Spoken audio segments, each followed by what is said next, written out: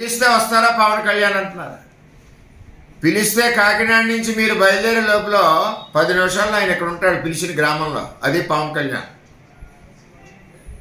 ఆయన విమర్శించడానికి నీ స్థాయి ఎక్కడయా అక్కయ్య?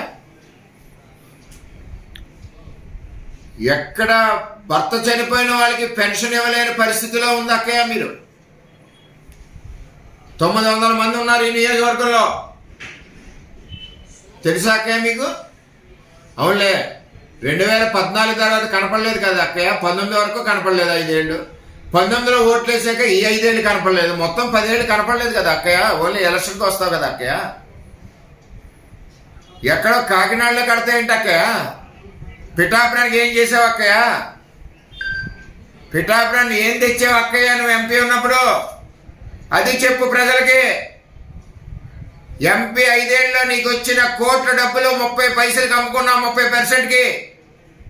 మొన్ననే మున్సిపాలిటీలో 30 లక్షలకు ఒక ఉద్యోగం చెప్పిన 30 పోస్టులు అమ్ముకున్నావు పిఠాపురం మున్సిపాలిటీలో. ఏంటక్క ప్రజలు తెలియదు అనుకున్నావు అక్క? మత్స్యకారులు పొట్టగొట్టి అరవిందో కంపెనీ నుంచి నిధులు దోసుకున్నావు. సిఎస్ఆర్ పేరు చెప్పి మత్స్యకారులు అన్యాయం చేసావు అక్కయ్య నువ్వు. ఏంటక్క పిఠాపురం చేసింది? రైతులు ముంచో, మత్స్యకారులు ముంచో.